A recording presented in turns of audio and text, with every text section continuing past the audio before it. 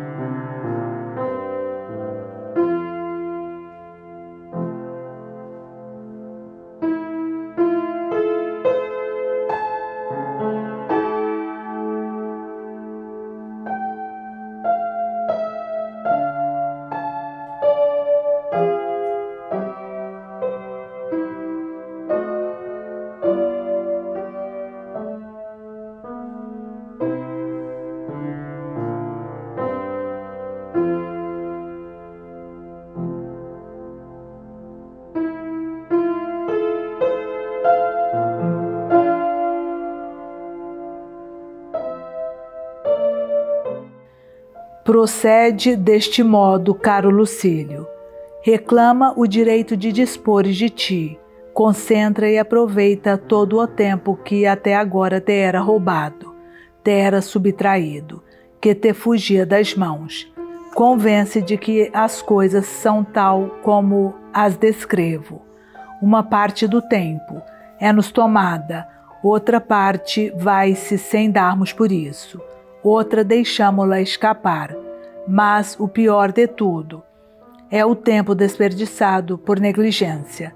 Se bem reparares, durante grande parte da vida agimos mal, durante a maior parte não agimos nada, durante toda a vida agimos inutilmente.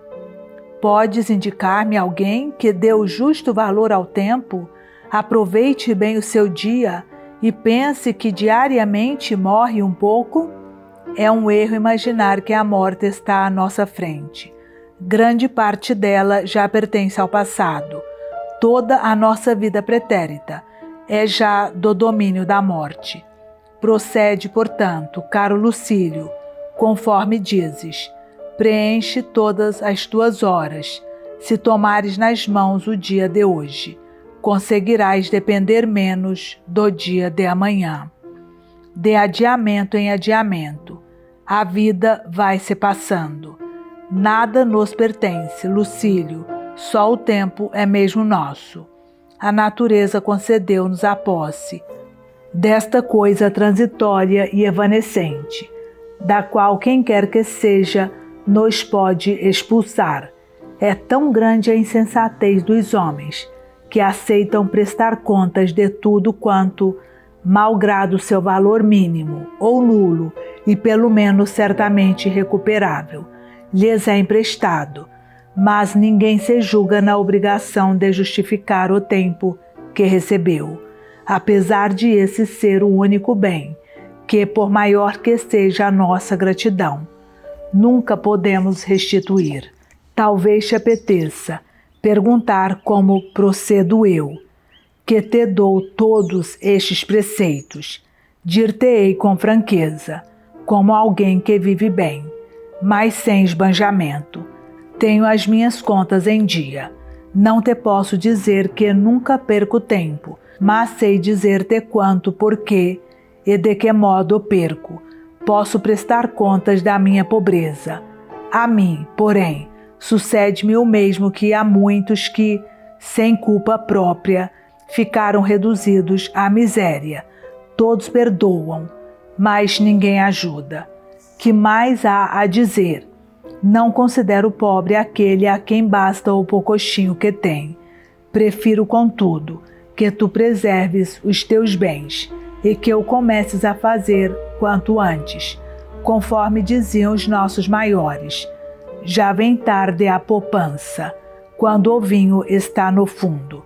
É que o que fica no fundo, além de ser muito pouco, são apenas as borras.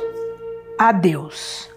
Tanto aquilo que me escreves, como o que ouço dizer de ti, fazem-me ter boas esperanças a teu respeito. Não viajes continuamente, nem te deixas agitar por constantes deslocações. Um semelhante deambular é indício de uma alma doente. Eu, de fato, entendo que o primeiro sinal de um espírito bem formado consiste em ser capaz de parar e de coabitar consigo mesmo. Toma, porém, atenção, não vá essa tua leitura de inúmeros autores e de volumes de toda espécie arrastar algo de indecisão e de instabilidade. Importa que te fixes em determinados pensadores, que te nutras das suas ideias, se na verdade queres que alguma coisa permaneça definitivamente no teu espírito. Estar em todo lado é o mesmo que não estar em parte alguma. Ora, a quem passa a vida em viagens, acontece ter muitos conhecimentos fortuitos, mas nenhum amigo verdadeiro. O mesmo sucede logicamente àqueles que não se aplicam intimamente ao estudo de um pensador, mas sim percorrem todos de passagem e a correr. Um alimento que mal é ingerido, imediatamente é devolvido. Não aproveita nem dá força ao corpo. Igualmente, nada prejudica tanto a saúde, como a frequente mudança de medicamentos. Uma ferida não cicatriza quando se lhe aplicam tentativamente diversos remédios. Uma planta nunca se robustece se continuamente a mudamos de lugar. Nada, enfim, por muito útil, conserva a utilidade em contínua mudança. Demasiada abundância de livros é fonte de dispersão. Assim, como não poderás ler tudo quanto possuis, contenta-te em possuir apenas o que possas ler. Dirás tu, mas sinto vontade de folhear ora este livro, ora aquele. Provar muita coisa é sintoma de estômago embotado. Quando são muitos e variados os pratos, só fazem mal em vez de alimentar. Lê, portanto, constantemente autores de confiança, e quando sentires vontade de passar a outros, regressa aos primeiros. Reflete todos os dias em qualquer texto que te auxilie a encarar a indigência, a morte ou qualquer outra calamidade. Quando tiveres percorrido diversos textos, escolhe um passo que alimente a tua meditação durante o dia. É isso que eu mesmo faço. De muita coisa que li, retenho uma certa máxima. A minha máxima de hoje, encontrei-a em Epicuro. É um hábito percorrer os acampamentos alheios, não como desertor, mas sim como batedor. Diz ele, é um bem desejável conservar a alegria em plena pobreza.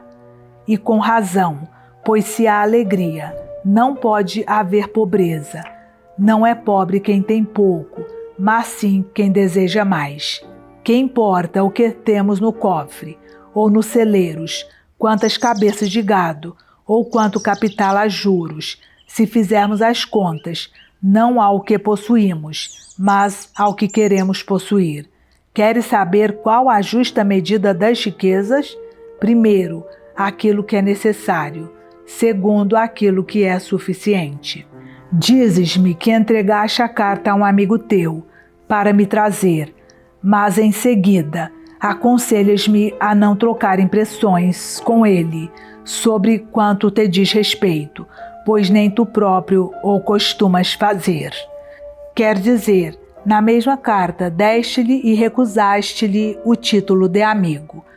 Ora bem, se tu usaste esta palavra, não no seu verdadeiro sentido, mas antes em sentido genérico, e lhe chamaste amigo, tal como a todos os candidatos nós chamamos respeitáveis cidadãos, ou como as pessoas que encontramos e cujo nome não nos ocorre, cumprimentamos como senhor fulano. Ainda é aceitável. Se consideras, porém, amigo, alguém em quem não confias tanto como em ti próprio, então cometes um erro grave e mostra não conhecer bem o significado da verdadeira amizade. Delibera em comum, com o teu amigo, mas começa por formular sobre ele um juízo correto. Após o início da amizade, há que ter confiança. Antes sim é que se deve ajuizar. Confundem as obrigações inerentes a este princípio aqueles que, ao contrário dos ensinamentos de Teofrasto, formulam juízos depois de iniciada a amizade e não estabelecem relações de amizade depois de formularem juízos. Pensa longamente se alguém é digno de que o incluas no número dos teus amigos. Quando decidires incluí-lo, então recebe-o de coração aberto e fala com ele com tanto à vontade como contigo próprio. Pelo teu lado, vive de tal maneira que não tenhas de confiar a ti mesmo nada que não pudesses confiar, até a um inimigo pessoal.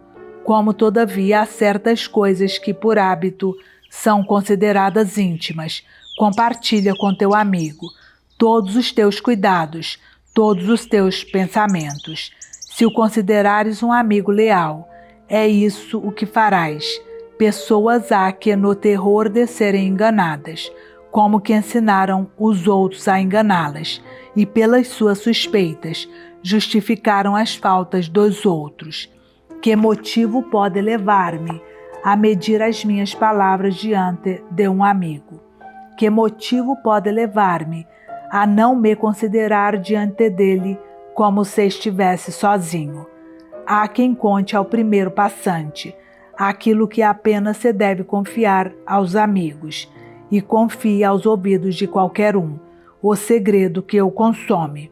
A outros, pelo contrário, repugna dar conhecimento, ainda aos amigos mais íntimos, e, se pudessem, não confiando sequer em si mesmos, interiorizariam tanto quanto possível todo o segredo. Não devemos fazer uma coisa nem outra, qualquer delas, ou confiar em todos, ou não confiar em ninguém. É um erro. Apenas diria que a primeira é um erro mais honroso e a segunda mais seguro. Deste modo, são igualmente censuráveis, quer os que andam sempre inquietos, quer os que vivem em perpétua calma. De fato, não é diligência o comprazimento com a confusão, mas apenas correria de um espírito sobreexcitado, e não é calma a recusa de todo movimento, como se fosse uma doença, mas apenas indolência e moleza. Por isso, devemos conservar bem presente aquela descrição que encontrei na obra de Pompônio. Houve quem se refugiasse na escuridão, com a ideia de que tudo quanto está em plena luz é marcado pela confusão. Há que dosear as duas coisas. Importa agir, mesmo mantendo a calma. Importa manter a calma, mesmo quando se age. Confronta a tua atitude com a da natureza. Esta te dirá que criou igualmente o dia e a noite. Prossegue a vida que encetaste. Apressa-te quanto puderes, para mais tempo te ser dado, usufruir de um espírito correto e equilibrado.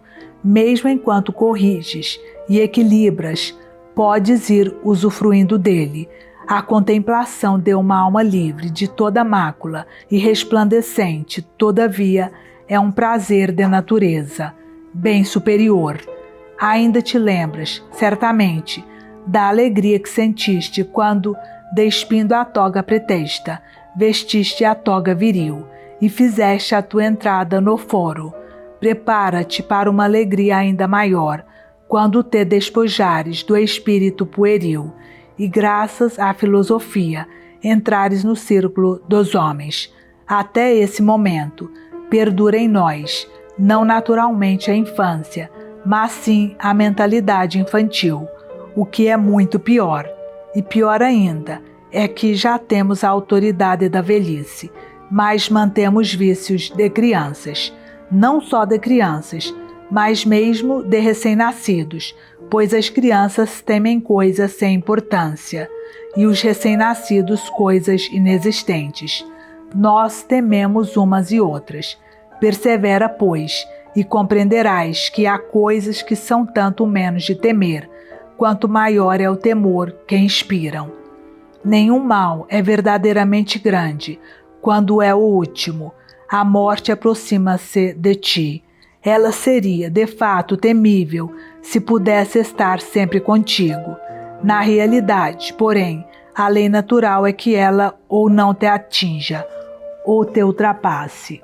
É difícil, dirás, levar o espírito a conseguir desprezar a vida. Mas tu não vês como continuamente ela é desprezada por motivos fúteis? É um que se enforca diante da porta da amante. É um servo que se atira do telhado abaixo para deixar de aturar os ralhos do Senhor. É um escravo fugitivo que, para não ser recapturado, se trespassa com um punhal. Pois bem, achas que a virtude é incapaz de conseguir aquilo que um terror pânico consegue? Ninguém pode obter uma vida segura se continuamente pensar em prolongá-la, se considerar entre os bens mais preciosos um grande número de anos. Medita diariamente nisto, para seres capaz de abandonar a vida com serenidade de espírito. Muitos são os que se agarram a ela, como pessoas arrastadas pela corrente, que jogam a mão aos cardos e aos rochedos. Muitos há que andam miseravelmente à deriva entre o medo da morte e os tormentos da vida, sem querer viver, nem saber morrer. Se queres ter uma vida agradável, deixa de preocupar-te com ela. Nenhum objeto dá bem-estar ao seu possuidor, senão quando este está preparado para ficar sem ele, e nenhuma coisa mais facilmente podemos perder do que aquela que é irrecuperável, depois de perdida. Anima-te, pois, e ganha coragem contra aquilo que é inevitável, mesmo aos mais poderosos. A vida de Pompeio veio a estar nas mãos de um pupilo e de um eunuco, a de Crasso nas do parto cruel e orgulhoso. Gaio César mandou o tribuno Dextro matar Lépido, e ele próprio veio a ser morto por Quéria. A ninguém a fortuna elevou a tal ponto que se livrasse das ameaças que fazia impender sobre os outros. Não confies na calmaria presente. O estado do mar altera-se do momento para o outro, e no mesmo dia um barco pode naufragar, lá mesmo, onde há pouco passara sem perigo. Pensa que um ladrão, um inimigo, pode enterrar-te uma adaga na garganta, e se alguém mais poderoso o não fizer, qualquer escravo terá sobre ti poder de vida ou de morte. Pode estar certo disto. Quem despreza a própria vida é absoluto senhor da tua. Passa em revista os casos dos que morreram às mãos dos seus servos, ou violentamente, e às claras, ou através de algum ardil, e verificarás que a ira dos escravos não fez menor número de vítimas que a dos reis. Que te importa, portanto, o poder daqueles que receias, se qualquer um poderá fazer aquilo mesmo que tu receias. Se porventura caíres nas mãos do inimigo, o vencedor dar-te-á o destino que, afinal de contas, será sempre o teu. Porque te enganas a ti mesmo e só agora te dás conta daquilo que, desde sempre, é o teu destino. Fica certo, caminhas para a morte, desde que nasceste.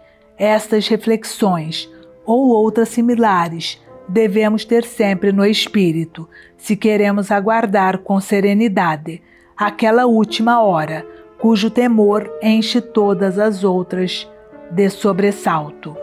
Para finalizar esta carta, aqui te deixo uma máxima que li hoje e que também ela foi colhida num jardim alheio.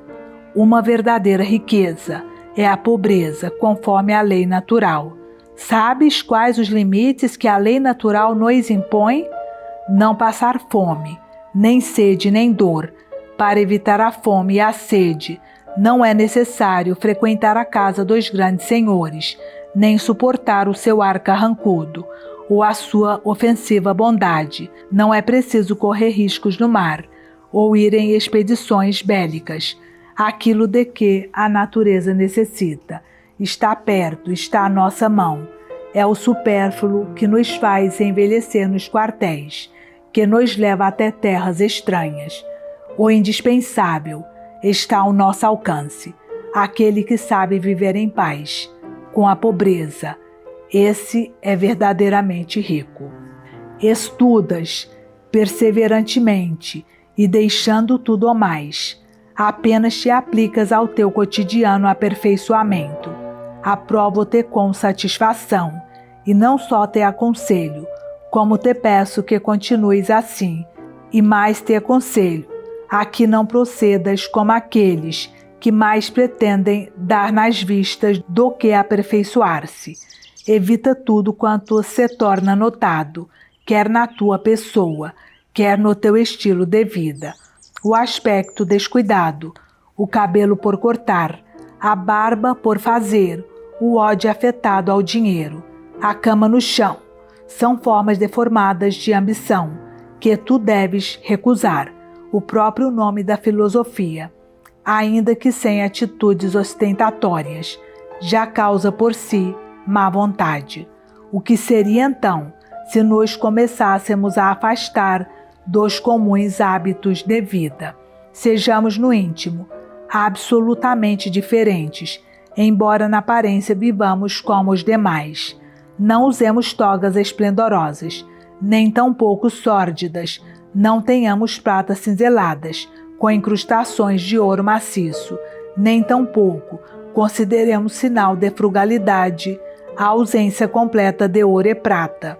Devemos agir de modo a que, em comparação com os outros, a nossa vida seja não diametralmente oposta, mas sim melhor. De outro modo, poremos em fuga e afastaremos de nós aqueles que desejamos corrigir. Acabaremos por conseguir que não nos imitem em nada por receio de nos deverem imitar em tudo. A primeira coisa que a filosofia nos garante é o senso comum, a humanidade, o espírito de comunidade, coisas de cuja prática nos afastará uma vida demasiado diferente. Devemos precaver-nos. Não vão os nossos atos que desejamos merecedores de admiração tornar-se antes ridículos e odiosos. O nosso objetivo é primacialmente viver de acordo com a natureza. Ora, é antinatural torturar o próprio corpo, repelir os cuidados elementares de higiene, procurar a sujidade e tomar alimentos não apenas humildes, mas repugnantes, repelentes. Assim como é luxo e gula só desejar iguarias sofisticadas, assim também é loucura evitar as habituais, que se conseguem sem grande dispêndio. A filosofia exige frugalidade, não suplícios, e a frugalidade não necessita de ser desordenada. Há um meio termo que eu preconizo, que a nossa vida seja um equilíbrio entre o modo de vida superior e o vulgar, que todos olhem a nossa vida como algo acima do normal, mas sem que sejamos uns estranhos para eles. Que dizes? Então nós havemos de fazer o mesmo que os outros? Entre nós e eles não haverá diferença alguma? A maior possível. Há um exame mais atento. Ver-se-á como diferimos do vulgar, e quem entrar na nossa casa admirar-nos-á mais a nós do que a nossa mobília. Um espírito superior é capaz de usar utensílios de barro, como se fossem de prata, mas não é inferior àquele que usa os de prata, como se fossem de barro. Dá provas, contudo, de um espírito imperfeito, aquele que não sabe suportar a riqueza. Mas quero partilhar contigo o pequeno lucro que tirei do dia de hoje. Li no nosso Hecatão que, por termo aos desejos, é proveitoso como remédio aos nossos temores. Diz ele: deixarás de ter medo, quando deixares de ter esperança. Perguntarás tu, como é possível conciliar duas coisas tão diversas? Mas é assim mesmo, amigo Lucílio, embora pareçam dissociadas, elas estão interligadas. Assim como uma mesma cadeia acorrenta o guarda e o prisioneiro, assim aquelas, embora parecendo dissemelhantes, caminham lado a lado. A esperança segue-se sempre o medo. Nem é de admirar que assim seja. Ambos caracterizam o espírito hesitante, preocupado na expectativa do futuro. A causa principal de ambos é que não nos ligamos ao momento presente. Antes, dirigimos o nosso pensamento para um momento distante, e assim é que a capacidade de prever o melhor bem da condição humana se vem a transformar no mal. As feras fogem aos perigos que vêm, mas assim que fugiram, recobram a segurança. Nós tanto nos torturamos com o futuro como com o passado. Muitos dos nossos bens acabam por ser nocivos. A memória reatualiza a tortura do medo. A previsão antecipa, apenas com o presente. Ninguém pode ser infeliz. Verifico, Lucílio, que não apenas me estou corrigindo, antes me estou transfigurando. Não garanto, nem sequer espero que nada já reste em mim, sem necessitar de mudança, como não hei de eu ter ainda muito que deva ser refreado, ou diminuído ou elevado, mas já é uma prova de que o espírito alcançou um degrau superior, o fato de reconhecer os defeitos que até então permaneciam ignorados. Já é motivo para felicitar certos doentes, o fato de eles próprios se reconhecerem doentes. Desejaria compartilhar contigo esta súbita mudança operada em mim.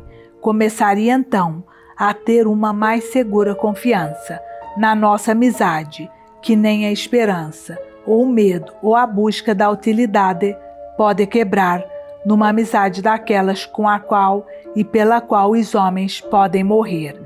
Posso citar-te muitos que, embora tendo amigos, careceram de amizade.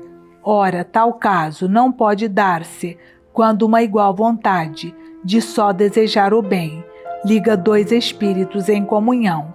E como não ser assim, se eles sabem que tudo é comum entre ambos e principalmente a adversidade? Tu não podes conceber de quanta importância se reveste para mim cada dia. Compartilha comigo tudo cuja eficácia experimentaste. Dirás tu, eu não desejo outra coisa, senão transmitir-te toda a minha experiência. Aprender dá-me sobretudo prazer, porque me torna apto a ensinar. E nada, por muito elevado e proveitoso que seja, alguma vez me deleitará, se guardar apenas para mim o seu conhecimento. Se a sabedoria só me for concedida na condição de aguardar para mim, sem a compartilhar, então rejeitá-la-ei. Nenhum bem há cuja posse não partilhada dê satisfação.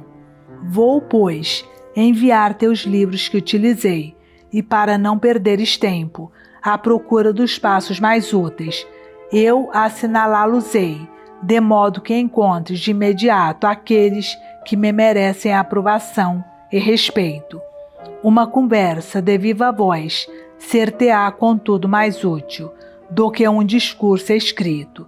Deves vir mesmo ver como as coisas se passam, primeiro, porque geralmente se dá mais crédito aos olhos do que aos ouvidos. Segundo, porque a via através de conselhos é longa, através de exemplos é curta e eficaz.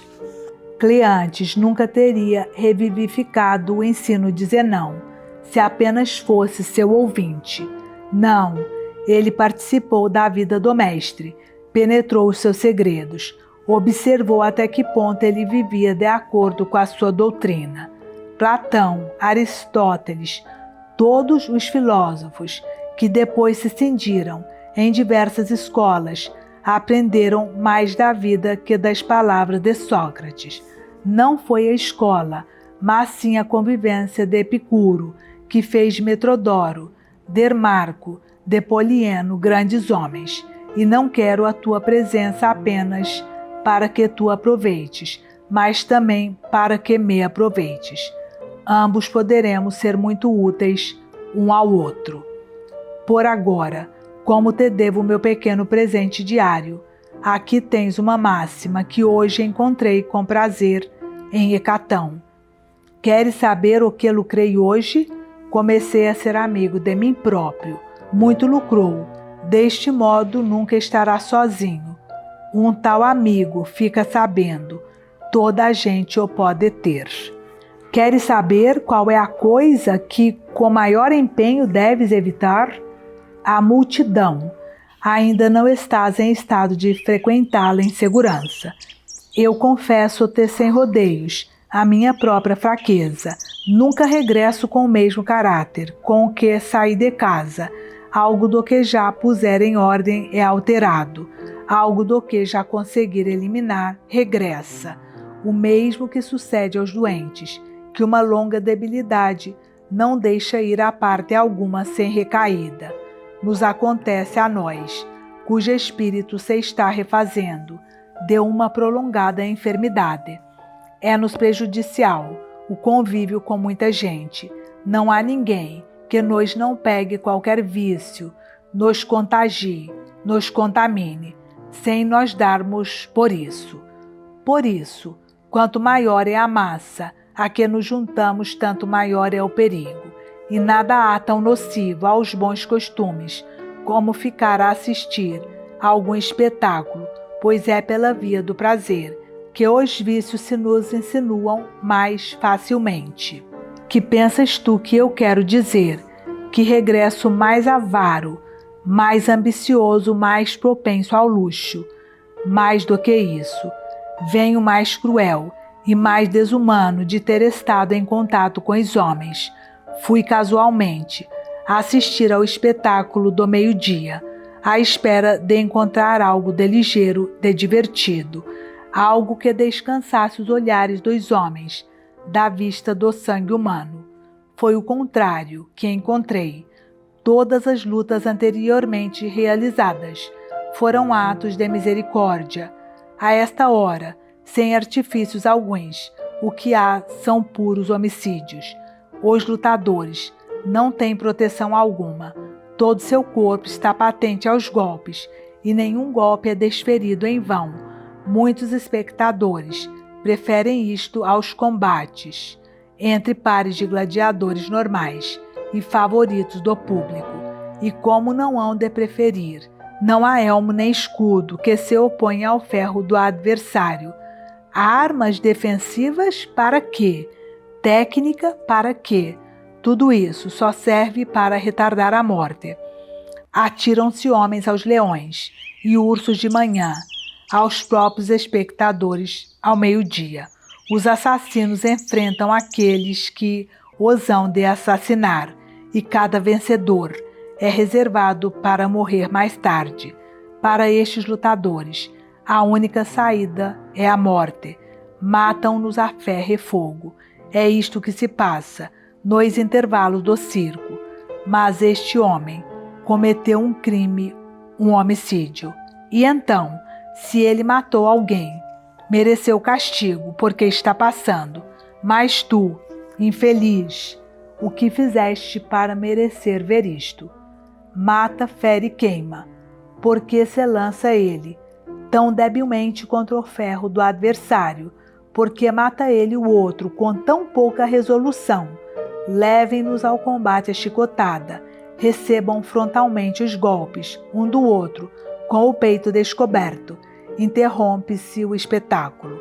Enforquem alguns homens, entretanto, para fazer qualquer coisa. Ora bem, não compreendeis que os maus exemplos redundam em prejuízo daqueles que os dão? Agradecei aos deuses imortais por terdes de ensinar a crueldade a quem não a pode aprender por si. Há que subtrair à influência do vulgo o ânimo fraco e pouco firme na virtude. Facilmente se passa para o lado do maior número. Sócrates, Catão, Lélio, uma multidão inteiramente antagônica, poderia abalar o seu caráter. Digo-te mais, mesmo nós, e se nós nos esforçamos por robustecer o nosso caráter, nenhum de nós seria capaz de fazer frente à avalanche dos vícios no meio de uma turba. Um só exemplo de luxo ou de avareza basta para provocar muito mal. Um companheiro de mesa, de gosto sofisticado, acaba por nos tirar a energia e a austeridade. Um vizinho rico excita os nossos desejos. Um amigo perverso propaga sua peste por muito puros e simples que sejamos. Que pensas tu que sucederá àqueles costumes para que nos arraste a multidão? É forçoso ou que os imites ou que os odeies. Ambas as atitudes, porém, são de evitar. Nem te deves assemelhar aos maus, porque são muitos, nem tornar-te inimigo de muitos, porque são diferentes.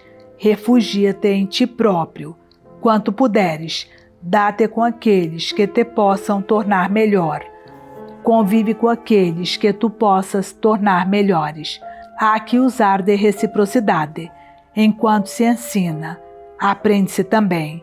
Por vão desejo de tornares conhecido o teu talento, não deves misturar-te com o público, a ponto de desejares fazer leituras ou participar em debates. Aconselhar-te-ia fazê-lo, se tivesses mercadoria adequada a esta gente, mas entre ela não há quem pudesse entender-te.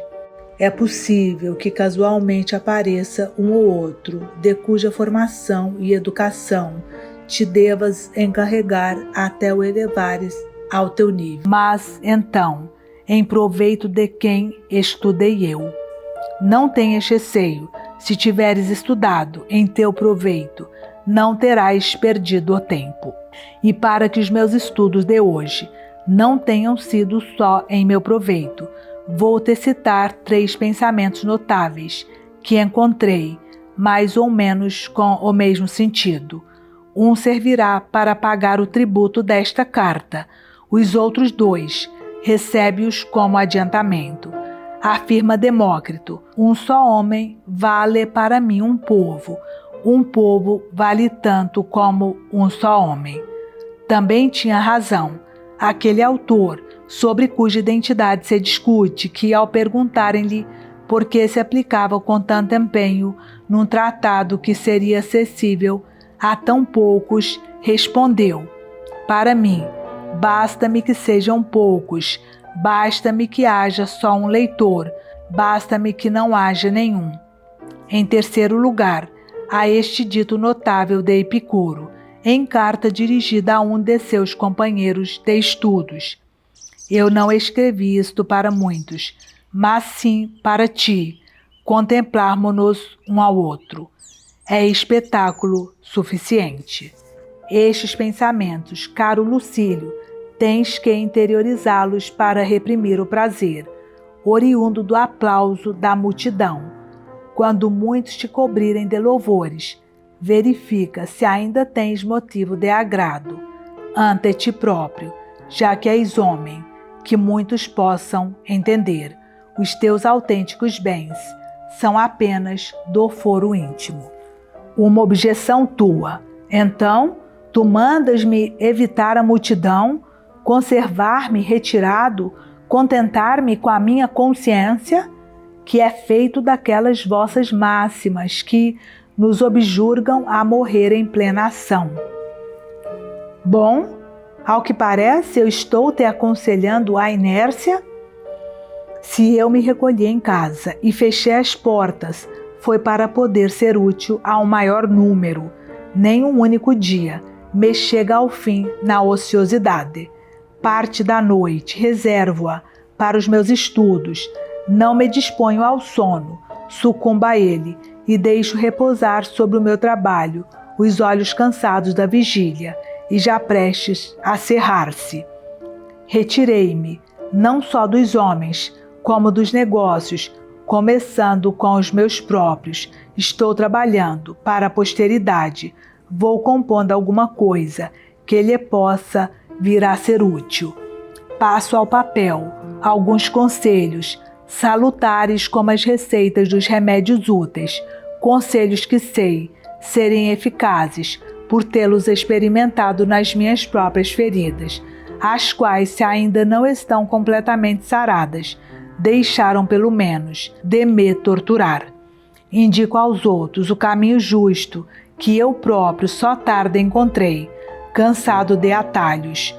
Vou gritando: evitai tudo quanto agrade ao vulgo, tudo quanto o acaso proporciona. Diante de qualquer bem fortuito, parai com desconfiança e receio. Também a caça ou o peixe se deixa enganar por esperanças falaciosas. Julgais que se trata de benesses da sorte? São armadilhas. Quem quer que deseje passar a vida em segurança, evite quanto possa estes benefícios escorregadios, nos quais, pobres de nós, até nisto nos enganamos. Ao julgar possuí-los, deixamo-nos apanhar. Esta corrida leva-nos para o abismo. A única saída para uma vida elevada é a queda. E mais, nem sequer poderemos parar quando a fortuna começa a desviar-nos da rota certa, nem ao menos ir a pique, cair instantaneamente. Não, a fortuna não nos faz tropeçar, derruba-nos, esmaga-nos. Prosseguir, pois, um estilo de vida correto e saudável, comprazendo o corpo, apenas na medida do indispensável à boa saúde, mas há que tratá-lo com dureza, para ele obedecer sem custo ao espírito. Limite-se a comida a matar a fome, a bebida a extinguir a sede, a roupa a afastar o frio, a casa a servir de abrigo contra as intempéries, que a habitação seja feita de ramos ou de pedras coloridas, importadas de longe, é pormenor sem interesse. Ficai sabendo que para abrigar um homem tão bom é o como o ouro. Desprezai tudo quanto, com supérfluo trabalho, se acrescenta para ornamento e decoração. Pensai que só o espírito merece a admiração, e para um grande espírito nada há que seja grande. Ao formular estas reflexões, tanto para mim próprio como para a posteridade, não te parece que estou a ser mais útil do que se comparecesse como consultor numa citação judiciária, se imprimisse o meu sinete no fim de um testamento, ou se fosse ao Senado dar o meu voto e meu apoio a um candidato qualquer? Acredita, os que mais fazem são os que menos parecem fazer, pois tratam ao mesmo tempo dos planos humano e divino. Mas já é a altura de terminar, e como tenho por hábito, há que enviar um brinde com esta carta. Não me pertence o brinde. Tenho andado a respingar Epicuro, e dele li hoje esta frase: deve ser servo da filosofia, se pretendes obter a verdadeira liberdade. Não será posto de lado quem a ela se entregar confiadamente. Logo, ela lhe prestará os seus benefícios. É nesta entrega total à filosofia que consiste a liberdade. Talvez me queiras perguntar, por que razão te cito eu tantas belas máximas de Epicuro, em vez de extrair dos nossos autores?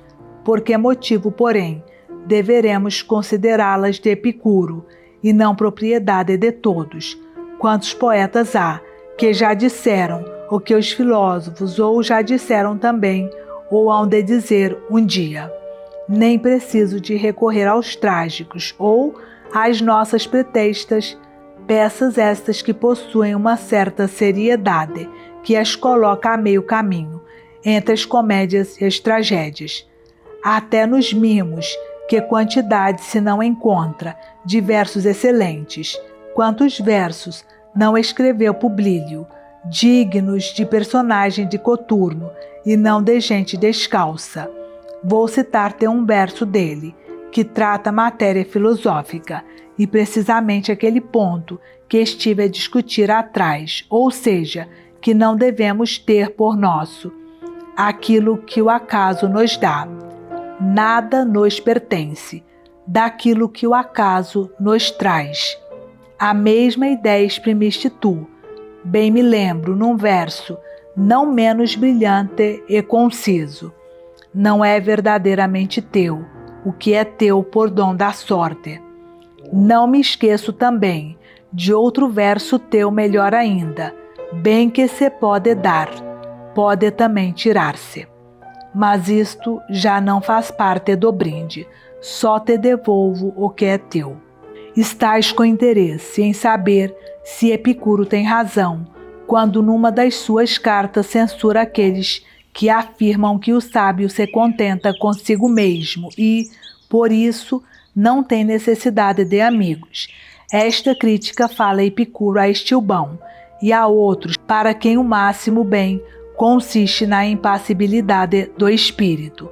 Cairemos na ambiguidade se pretendermos à pressa traduzir apatheia por um só vocábulo e usarmos o termo impaciência. Pode suceder que se entenda o contrário daquilo que pretendemos significar. Nós pretendemos aludir a alguém capaz de repelir o sentimento da dor, mas a palavra pode entender-se como significando a incapacidade de suportá-la. Pensa, portanto, se não seria preferível falarmos em invulnerabilidade do ânimo ou em ânimo situado para lá de todo sofrimento. A diferença entre a nossa escola e a deles é que o sábio, na nossa concepção, embora o sinta, domina todo o sofrimento. Na deles nem sequer o sente. Entre nós e eles existe um ponto comum. O sábio contenta-se consigo próprio. Tal não implica que, embora se baste a si próprio, ele não deseje ter um amigo, um vizinho, um companheiro. E até que ponto se contenta consigo mesmo, mostra o fato de, por vezes, se contentar com uma parte de si. Se uma doença, se um inimigo lhe cortarem uma mão, se qualquer acidente lhe roubar um olho, ou mesmo os dois, ele contentar-se-á com o que lhe resta e conservará tanta alegria de espírito, depois de mutilado e estropiado, como tinha quando possuía um corpo válido. No entanto, embora não se queixe da sua mutilação, prefere não a sofrer. É neste sentido que o sábio se contenta consigo mesmo. Não que deseje, mas sim que possa prescindir de amigos. E ao dizer que possa, entendo que suportará com firmeza de ânimo a perda de algum. Na realidade, ele nunca estará sem qualquer amigo, pois tem a possibilidade de rapidamente reparar a falta de algum. Tal como Fídias, se perdesse uma estátua, imediatamente esculpiria outra.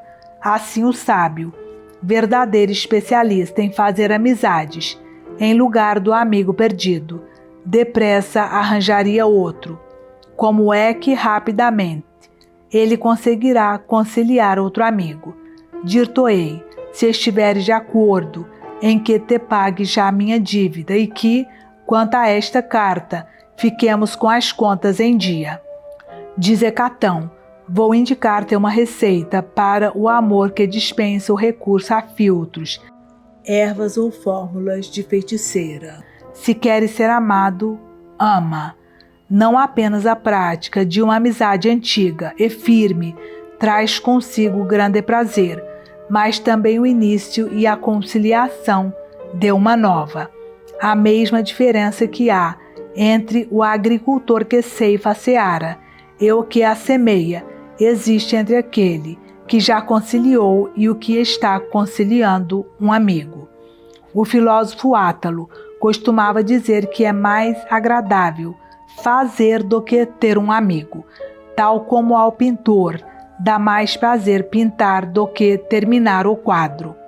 A atenção dada à pintura a realizar encontra na respectiva ocupação um imenso prazer, o qual já não toca tão intensamente o artista, quando afasta as mãos da obra terminada. Neste caso, ele goza o fruto da sua arte enquanto pintava, porém, saboreava a própria arte. Se a adolescência dos filhos é mais rica em promessas cumpridas, o certo é que é mais doce a sua infância. Mas voltemos à nossa questão. O sábio, embora se baste a si mesmo, deseja, no entanto, ter um amigo, quanto mais não seja para exercer a amizade, para que uma tão grande virtude não fique inativa, não como na mesma carta afirmava Epicuro, para ter alguém que o ajude na doença e o socorra se for encarcerado ou cair na miséria, mas, pelo contrário, para ter alguém a quem ajude na doença, alguém que, caso seja capturado, possa libertar das prisões inimigas. Quem só cuida de si e procura amizades com fins egoístas não pensa corretamente. Tal como começou, assim acabará.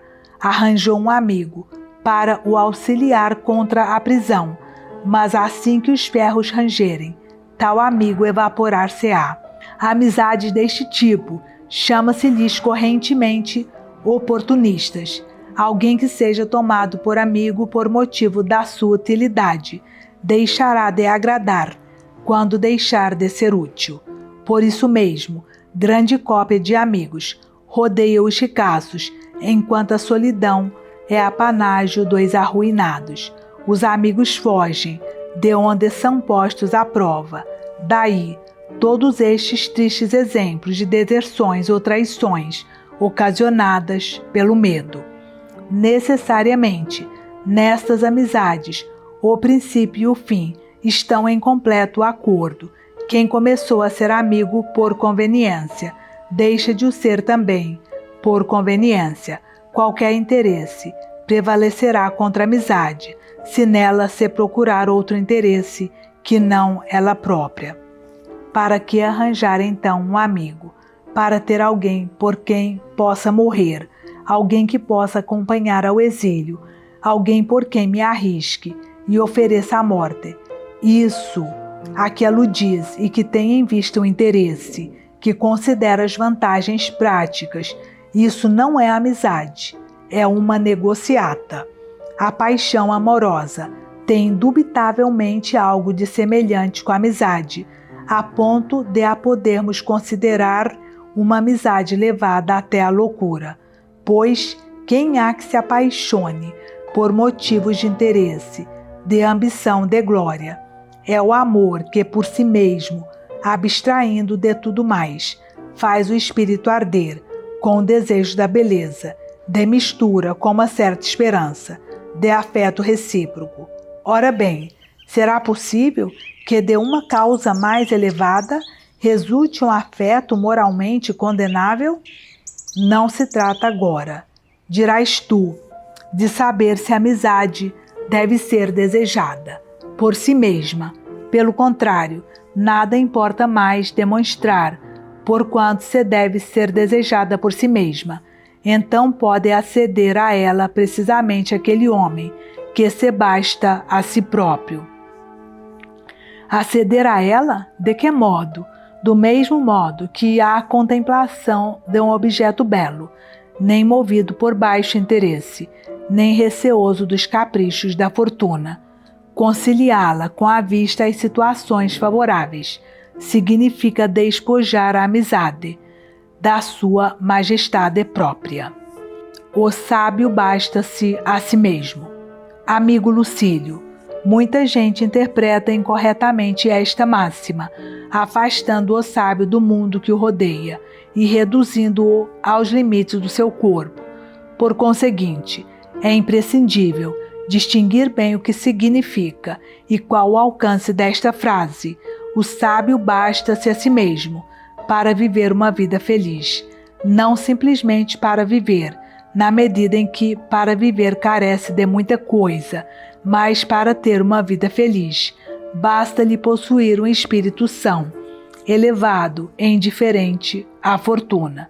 Vou citar-te também uma análise apresentada por Crisipo. Diz ele que o sábio não carece de nada, conquanto precise de muitas coisas. O insensato, pelo contrário, não precisa de nada, precisamente porque não sabe o uso correto de nada. No entanto, carece de tudo. O sábio precisa das mãos, dos olhos, de muita coisa necessária à vida cotidiana, mas não carece de coisa alguma. Carecer implica ter necessidade. Ser sábio implica não ter necessidade de nada. Por isso mesmo, embora se baixe a si próprio, precisa de ter amigos. Deseja mesmo tê-los no maior número possível, mas não para viver uma vida feliz, pois é capaz de ter uma vida feliz, mesmo sem amigos. O bem supremo não vai buscar instrumentos auxiliares. Fora de si mesmo, está concentrado em si, reside inteiramente em si. Se for buscar ao exterior alguma parte de si, principiará a submeter-se à sorte. Como será eventualmente a vida do sábio se tombar no cativeiro, isolado e sem amigos, se for abandonado no meio de um povo estranho, se errar pelo oceano em longas travessias, se for parar a um local deserto? Será como a vida de Júpiter, quando o universo se dissolver e todos os deuses se confundirem na unidade, quando gradualmente a natureza for perdendo o movimento, ele repousará em si mesmo, todo entregue ao seu pensamento. O mesmo fará o sábio, fechar-se-á dentro de si, estará na presença de si próprio. Enquanto lhe for possível ordenar a vida à sua vontade, ele basta-se a si mesmo, mas contrai matrimônio, basta-se a si mesmo, mas procria filhos, basta-se a si mesmo, mas deixaria de viver, se o não pudesse fazer entre os homens. Não é qualquer consideração utilitária que o incita à amizade. É sim uma disposição natural, tal como existe em nós uma atração inata para outras coisas, assim existe para a amizade. Tal como é a natureza, que gera o horror à solidão e a procura de companhia que atrai o homem para o seu semelhante, também é um instinto natural que nos leva a procurar arranjar amizades, conquanto seja amicíssimo dos seus amigos e os coloque a par, ou tantas vezes acima de si mesmo. Nem por isso o sábio deixará que tudo quanto para ele é bem dependa do exterior, e fará suas as palavras de Estilbão, que Epicuro tanto ataca na sua carta. A sua cidade fora tomada, os filhos e a mulher pereceram, tudo era pasto das chamas. Sozinho, e apesar de tudo feliz, Estilbão partia, quando Demétrio, aquele que das cidades destruídas tomou o cognome de Poliocertes, lhe perguntou se havia perdido alguma coisa. Resposta do filósofo: não, todos os meus bens estão aqui comigo. Isto é que é ser um homem forte e indomável, capaz de vencer a própria vitória do seu inimigo. Nada perdi, disse ele, e com isto forçou Demétrio a duvidar do seu triunfo. Todos os meus bens estão aqui comigo. A justiça, a virtude e a prudência, este simples fato de não considerar como bem algo que se possa perder. Nós admiramos certos animais capazes de atravessarem as chamas sem nada sofrer.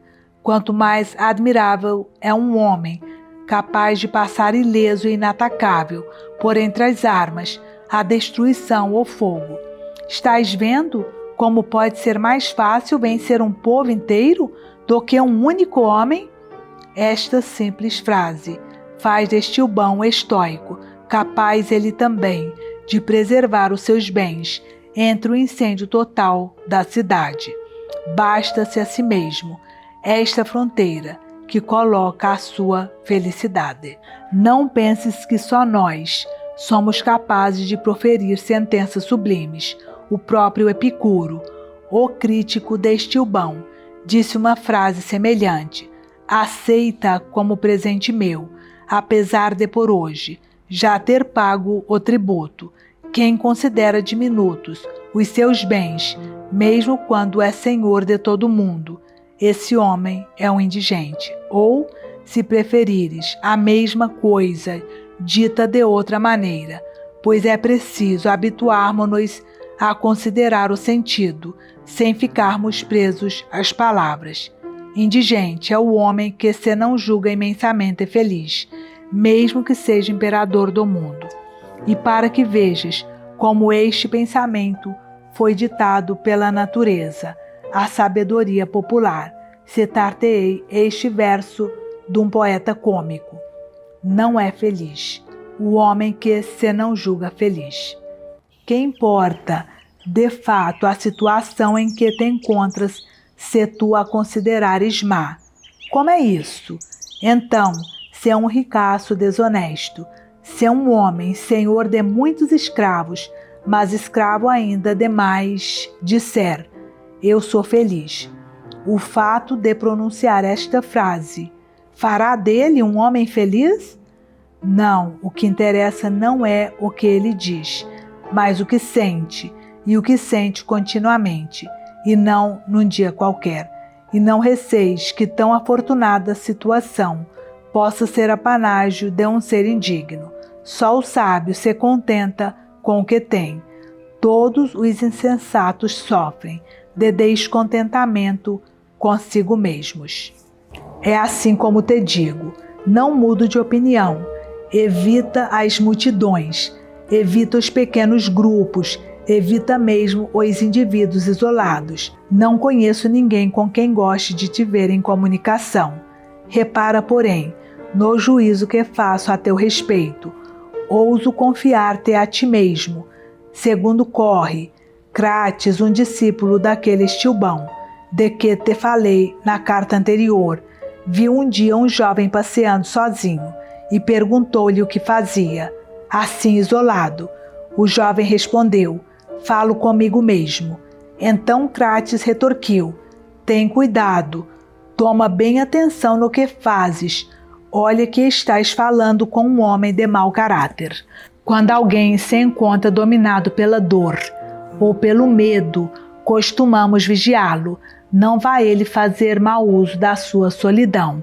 Pessoas de pouco discernimento não devem ficar entregues a si próprias, ou tomam decisões erradas, ou assumem atitudes perigosas para os outros ou para si mesmas, ou se deixam guiar por propósitos desonestos. Tudo quanto o medo ou o pudor lhes escondia no ânimo vem ao de cima, provoca o atrevimento, agudiza a sensualidade, desperta a cólera. Em suma, a única vantagem da solidão: não confiar segredos, não temer denúncias. O insensato perde-a, pois é ele próprio que se trai. Vê assim que esperanças tenho a teu respeito, ou melhor, que confiança, pois a esperança refere-se a um bem ainda incerto. Tenho em ti, a ponto de não conhecer ninguém cuja companhia te seja preferível à tua própria.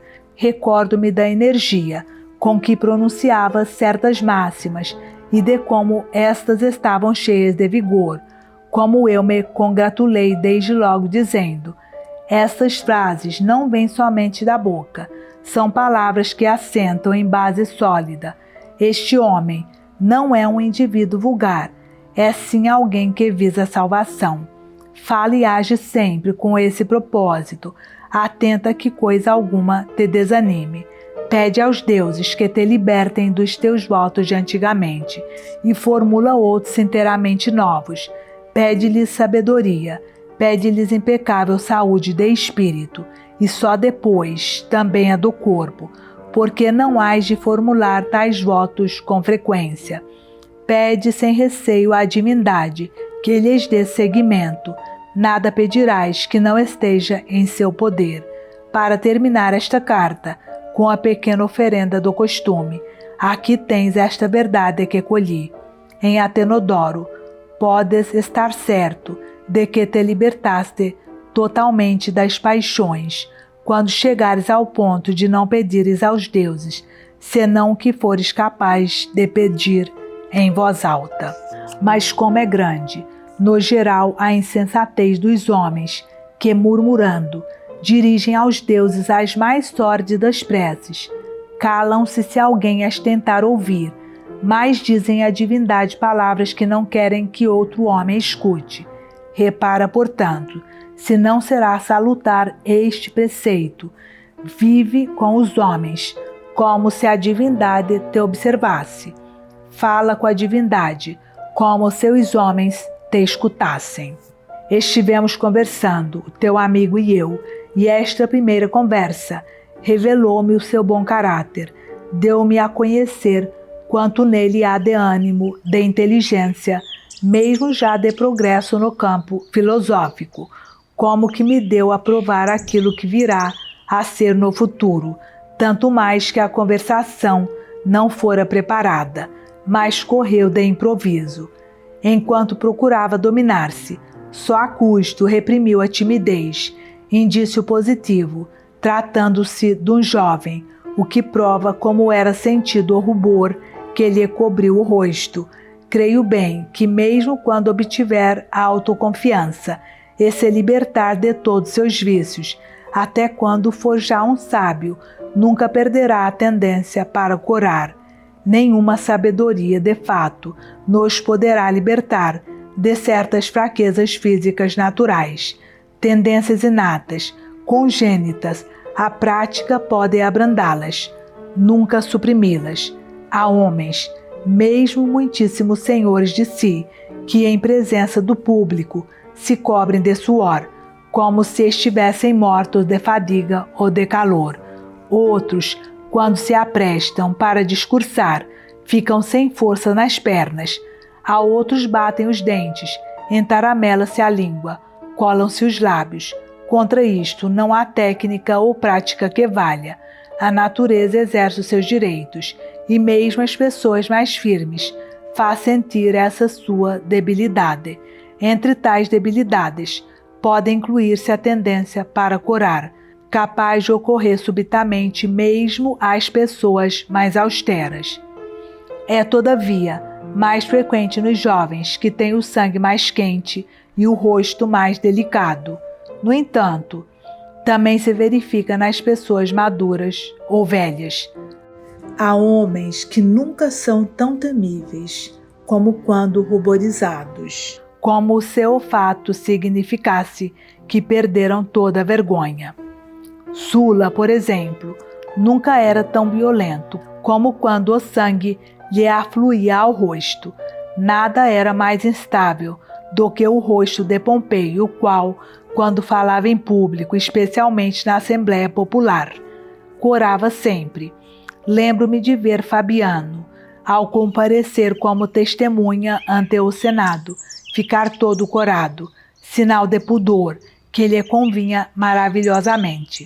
Ora, o fato não resulta de qualquer defeito intelectual, mas sim do inesperado de uma situação que pode, se não inibir, pelo menos perturbar os inexperientes que, por natureza, tendem a ruborizar-se com facilidade. Assim como há pessoas de sangue calmo, outras há que o têm vivo e ágil, capaz de afluir rapidamente ao rosto. Tais fenômenos, conforme disse, não há sabedoria que os suprima. De outro modo, a sabedoria, se pudesse erradicar todos os defeitos, teria um poder absoluto sobre a natureza. Aquilo que nos foi dado pelos condicionalismos do nascimento e da constituição física, por muito que longamente o espírito tenha trabalhado por aperfeiçoar-se, nunca nos abandonará. São fenômenos que não podemos impedir, nem simultaneamente podemos provocar. Os atores de teatro, os quais devem imitar paixões, exprimir medos e ansiedade, denotar tristeza, servem-se para imitar a vergonha destes artifícios, baixar o rosto, mastigar as palavras, manter os olhos fixos no chão. Corar, todavia, é coisa que são incapazes de fazer. O rubor nem se impede, nem se provoca deliberadamente. Contra fenômenos deste gênero, a sabedoria nada garante, nada consegue. São fenômenos naturais. Ocorrem sem nós querermos, esvaem-se sem nós querermos. Esta carta já está reclamando o brinde final. Cavaiele, é bem útil e salutar esta máxima que pretendo ver gravada no teu espírito. Devemos eleger um homem de bem como modelo e tê-lo sempre diante dos olhos, de modo a vivermos como se ele nos observasse, a procedermos como se ele visse os nossos atos. Este preceito, caro Lucílio, foi enunciado por Epicuro, que assim nos dota de um vigilante, de um pedagogo, e com razão, pois grande parte das faltas não seria cometida se ante os faltosos se erguesse uma testemunha. Que a nossa alma, portanto, tenha um modelo a quem venere e graças a cuja autoridade torne mais nobre, mesmo o seu mais íntimo recesso. Feliz o homem que não apenas pela sua presença, mas até só pela sua imagem, torna os outros melhores. Feliz o homem capaz de ter por alguém tanto respeito que a simples lembrança do modelo basta para lhe dar ordens e harmonia espiritual. Quem for capaz de ter por alguém um tal respeito, em breve inspirará, por seu turno, respeito idêntico. Escolhe, por exemplo, Catão. Se este te parecer demasiado rígido, escolhe Lélio, que é homem de espírito mais maleável.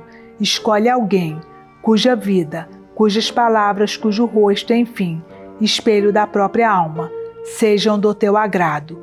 Contempla-o sempre, ou como teu vigilante, ou como teu modelo. Temos necessidade, repito, de alguém por cujo caráter procuremos afinar o nosso. Riscos tortos só se corrigem com a régua. Para onde quer que me vire, vejo indícios da minha velhice. Tinha ido à minha quinta nos arredores e queixava-me das despesas a fazer, com uma casa em ruínas. O feitor diz-me que o mal não está em falta de cuidados seus, simplesmente a casa é velha. Ora, esta casa cresceu entre as minhas mãos. Como não estarei eu, se tão podres estão estas pedras da minha idade? Irritado, aproveito a primeira ocasião para me zangar com o homem. Parece, digo-lhe eu, que estes plátanos não são cuidados, não têm folhas nenhumas. Olha como os ramos estão nodosos e ressequidos, como os trancos estão macilentes e sujos. Isto não aconteceria se as árvores fossem escavadas e regadas.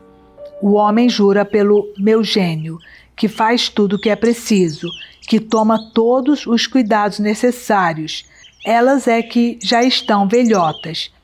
Aqui entre nós, fora eu que as plantara, eu que vira brotar as suas primeiras folhas. Virei-me para a porta. Quem é este?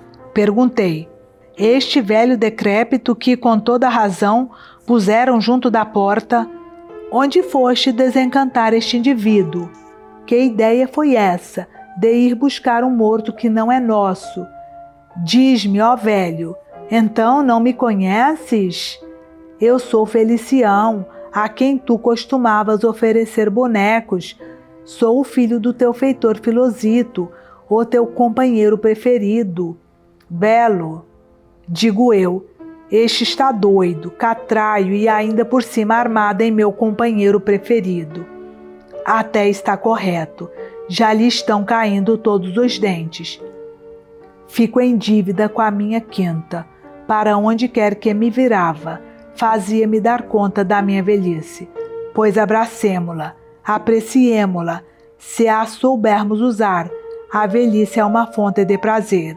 Os frutos tornam-se mais agradáveis quando estão a ficar passados. É no seu termo que mais brilha a graça da infância. Aos bebedores, o último copo é que dá mais prazer, aquele que culmina e dá o último impulso à embriaguez. Aquilo que cada prazer tem de mais saboroso é guardado para o fim.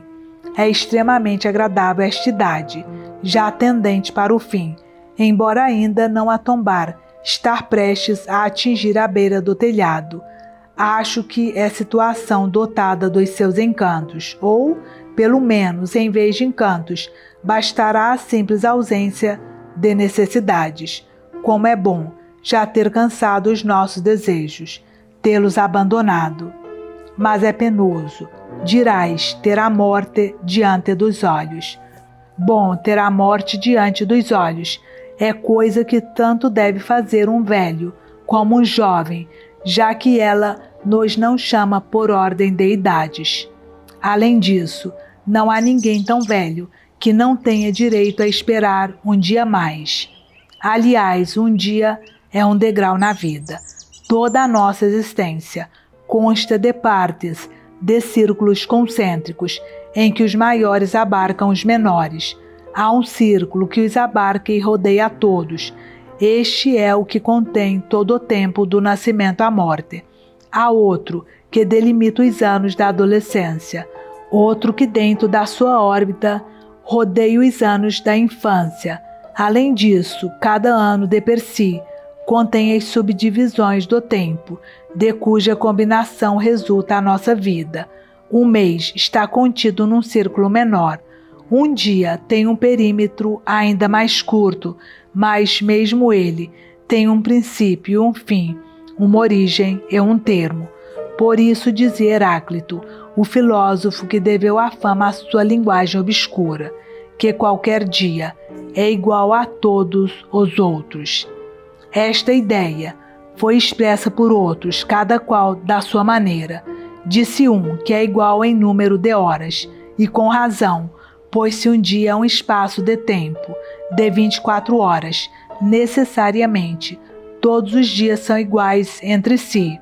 A noite tem a mais, o que o dia tem a menos. Disse um outro que todos os dias são iguais, na sua aparência geral, porquanto nada há, num enorme espaço de tempo, que se não possa encontrar num único dia, a luz e as trevas, no constante alternar do universo. Tudo isto aparece multiplicado, mas não diferente, apenas numas vezes, mais curto, noutras mais dilatado. Organizemos, portanto, cada dia como se fosse o final da batalha, como se fosse o limite, o termo da nossa vida. Pacúvio, que usufruía da Síria, como se lhe pertencesse de direito, depois de a si mesmo se ter celebrado com libações e suntuosos banquetes fúnebres, fazia-se transportar do festim para o quarto entre as palmas dos seus amiguinhos, que cantavam em coro, já viveu, já viveu. Todos os dias fez o seu próprio funeral. Ora, o que ele fazia com a consciência pesada, façamo-lo nós, com ela tranquila, e ao irmos dormir, digamos, com satisfação e alegria. Vivi, cumpri o curso que a fortuna me deu. Se a divindade nos conceder um novo dia, aceitemo-lo com alegria. O mais feliz dos homens, o dono seguro de si próprio, é aquele que aguarda sem ansiedade o dia seguinte. Quem cotidianamente diz, vivi, cotidianamente ficará a lucrar, mas já é a altura de fechar esta carta. Olá, então, e ela vem sem me trazer brinde?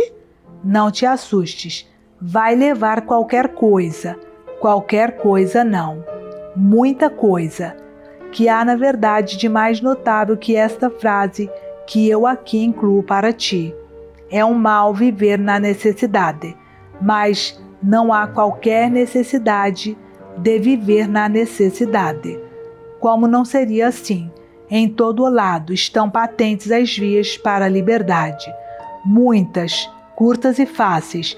Agradeçamos à divindade o fato de ninguém poder ser obrigado a permanecer vivo. É-nos possível dar um pontapé na própria necessidade. Dirás tu, essa frase é de Epicuro, para que recorrer à propriedade alheia? Tudo quanto é verdade pertence-me, e vou continuar a citar-te, Epicuro, para que todos quantos juram pelas palavras e se interessam, não pela ideia, mas pelo seu autor, fiquem sabendo que as ideias corretas são pertença de todos.